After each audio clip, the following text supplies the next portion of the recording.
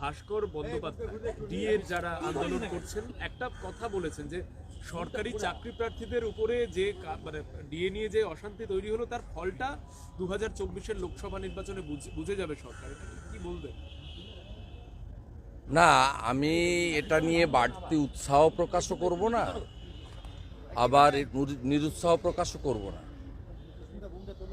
ভাস্করবাবু যেটা বলেছেন এটা সর্বস্তরের বঞ্চিত তাদের সকলের ভাবা উচিত। এর আলটিমেট সলিউশন হচ্ছে মমতা ব্যানার্জির নামের সামনে প্রাক্তন মুখ্যমন্ত্রী লিখতে হবে। This is the ultimate solution. পশ্চিমবঙ্গের বর্তমান যা সমস্যা তার এটাই সলিউশন।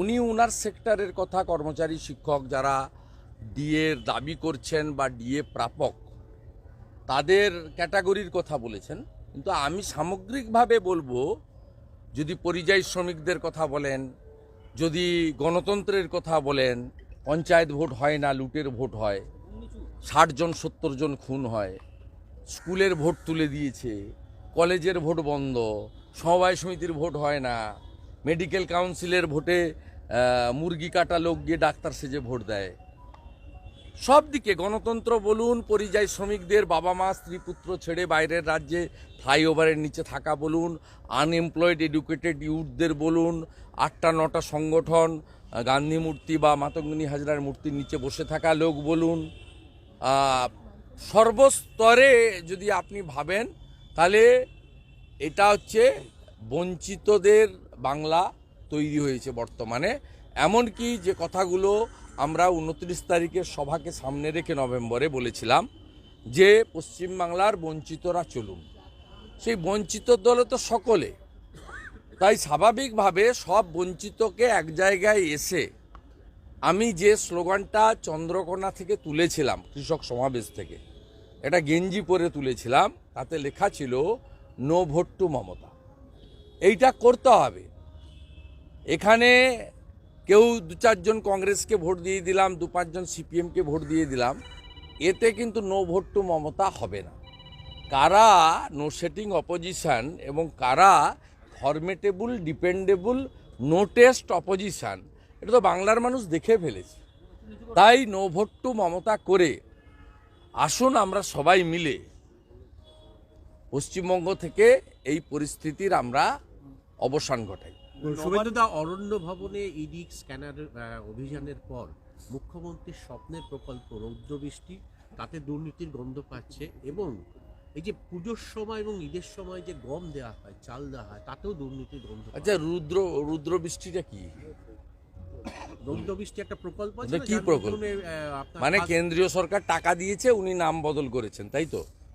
অরিজিনাল স্কিমটা কি? মানে একটা দোকান, স্টল খোলা হচ্ছে, সেখান থেকে খাদ্য দপ্তরে সমস্ত জিনিস বিক্রি হয়।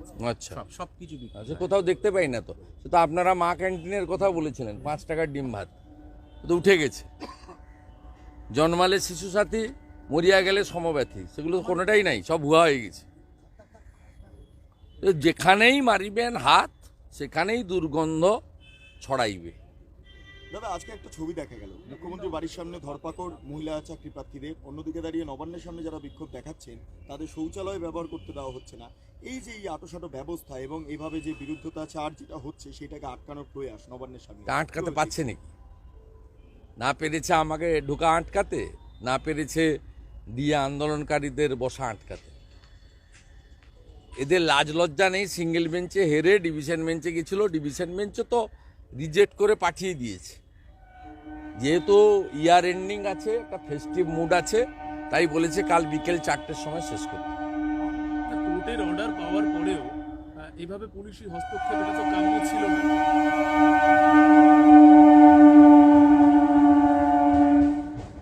কোর্ট নিজেরাই তো আক্রান্ত, হায়ার জুডিশিয়ারি তো পশ্চিমবঙ্গে আক্রান্ত।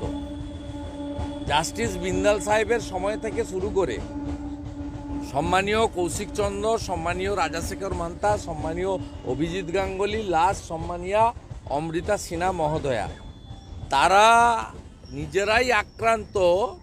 অতএব কোর্টকে এই সরকার কি চোখে দেখে বা এই শাসক দলের কাছে কি চোখে দেখে, আমি এখানে এতক্ষণ কলকাতা হাইকোর্টের 350 লয়ারের সঙ্গে মিটিং করলাম। আমরাও প্রস্তুতি নিচ্ছি, ভালো করে প্রস্তুতি নিচ্ছি। এই জুডিশিয়ারির উপর যে আক্রমণ, সংগঠিত আক্রমণ, রাজনৈতিক আক্রমণ এবং মুখ্যমন্ত্রীর নির্দেশে তার ভাইপোর নেতৃত্বে স্টেট স্পন্সর্ড টেরারিজম চলছে জুডিশিয়ারির উপরে, তার বিরুদ্ধেও আমরাও সংঘবদ্ধ হচ্ছি, ব্যবস্থা আমরা নেব। তৃণমূল চাইলে 144 এর বৈঠকের ফল কি হবে? প্রথম কথা হচ্ছে আইনি জটিলতা আছে, যেটা কখনোই 3.5 বছর জেল খাটা আসামি বলুন বা শিক্ষামন্ত্রী বলুন বা ভাইপো বলুন, কারোর হাতে নেই। এক, আইনি জটিলতা আছে। 2 হচ্ছে প্যানেল 1 বছরের বেশি তার মেয়াদ থাকে না। এই বিষয়ে রাজ্য সরকার নিজেরাই জটিল করেছে। এবং 3rd হচ্ছে super numeric post, additional post creation.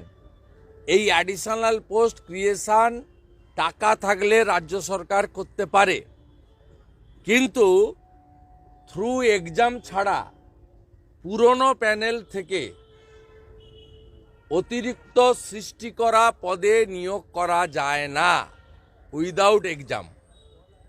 অর্থাৎ রিক্রুটমেন্ট রুল, এসএসসি যে নিজস্ব রুল এবং এনসিটি এর যে guideline, national council of teacher education, এটা তৃণমূল কংগ্রেসের মামার বাড়ি নয়। দুর্ভাগ্য এটাই, এই আন্দোলনের সঙ্গে আমরা ছিলাম, আজও শুভেচ্ছা আছে। এদের মধ্যে 2-4 জন যেভাবে চাকরি পাওয়ার জন্য আন্দোলনের মঞ্চটাকে অপবিত্র করছেন, লাভ তো কিছু হবে না। আন্দোলনের যে উচ্চতা এবং গরিমা বা সাধারণ মানুষের সমর্থন ছিল, সেই সমর্থন কিন্তু প্রশ্নচিহ্ন দেখা দিচ্ছে। এরা সবাই খারাপ আমি বলবো না, এই ছেলেপেলেদের মধ্যে এদের একটা চাহিদা আছে, আমি এদের যন্ত্রণাকে ইগনোর করছি না, কিন্তু যেভাবে যে ধরনের লোকদেরকে বাড়িতে চলে যাচ্ছেন বা বলছেন, এতে আপনাদের যে মেধা শিক্ষা তার গরিমা কিন্তু নষ্ট হচ্ছে। তাই আলটিমেটলি ব্রাত্য বসু চাক না চাক, 3.5 বছর জেলখাটা আসামি কিছু বলুক আর নাই বলুক, ভাইপো কিছু প্রতিশ্রুতি দিক আর নাই দিক, রেজাল্টটা হচ্ছে 0, অশ্বডিম্ব। 144 এলাকায় শুধু একটা বিষয়। একটা গুরুত্বপূর্ণ কথা বলেছেন, তিনি বলছেন যে সাংসদদের এভাবে সাসপেন্ড করা মনে করি সঠিক হয়নি, অন্যায় কাজ হয়েছে। কোন বিধানসভার স্পিকার?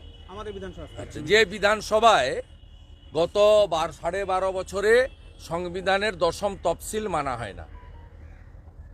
সংবিধানকে যারা মানে না তারা রাজনৈতিক স্টেটমেন্ট দেবেন। তিনি পানিহাটিতে গিয়ে বলেছেন বিরোধী দলনেতা অ্যাপয়েন্টমেন্ট নিয়ে মুখ্যমন্ত্রীর কাছে যেতেন। কেন মুখ্যমন্ত্রীর কাছে আমি যাব? আমি কি মুখ্য সচিবের কাছে যেতে পারি না? ব্যুরোক্রেসিকে তিনি বলছেন যে মিডিয়া পাবলিসিটির জন্য। শুনে রাখুন মাননীয় অধ্যক্ষ, আমি যদি মিডিয়া পাবলিসিটির জন্য গিয়ে থাকি, আপনার যিনি মালিক মমতা ব্যানার্জি, তিনিও দিল্লিতে গেছিলেন মিডিয়া পাবলিসিটি করতে। আপনার তৃণমূল কর্মীদের, আপনাদের তৃণমূলের কোম্পানির কর্মচারীদের খুব যন্ত্রণা।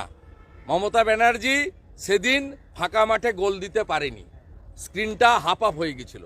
দাদা এইখানে বুঝি যন্ত্রণা। এখানেই একটা প্রশ্ন, দাদা শেষ প্রশ্ন। সেটা হলো আজকে বলছেন কিছু আইনজীবী নিজেদের আখের গোছানোর জন্য কার্যত এই আইনি জটিলতা তৈরি করছেন, যার জন্য নিয়োগ প্রক্রিয়াটা সম্পন্ন করা যাচ্ছে না। কিছু আইনজীবী কাকে উদ্দেশ্য করে বলছেন? এই যে জুডিশিয়ারির একটা পার্ট হচ্ছে আমাদের আইনজীবীরা, যাদেরকে আমরা এলিট সমাজের ক্রিম বলে মনে করি।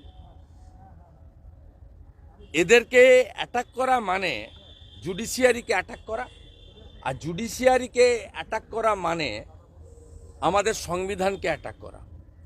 এদের চুরি দুর্নীতি, মমতা ব্যানার্জির স্লিপ লিখে চাকরি দেওয়া, তার ভাইপোর চাকরি বিক্রি করার ব্যবসাটা কিছু প্রতিবাদী, মেরুদণ্ড সোজা রাখা আইনজীবী কলকাতা হাইকোর্ট, সুপ্রিম কোর্টে লড়াই করে তারা তাদের এই ব্যবসাটাকে অনেকটা বন্ধ করে দিয়েছেন। চাকরি বিক্রির দোকানগুলো এখন অনেকটাই নিবু নিবু করছে। তাই অবক্ত যন্ত্রণা থেকে বিচারপতিদের সাথে সাথে সম্মানীয় আইনজীবীদের অ্যাটাক করছেন। এটা গণতন্ত্রের পক্ষে খুব অশুভ লক্ষণ এবং ব্রাত্য বসুর মতো একজন নাট্য ব্যক্তিত্ব অধ্যাপক, তার এই অধঃপতন আমাদের খুব খারাপ লাগছে। দাদা একটা বিষয় 144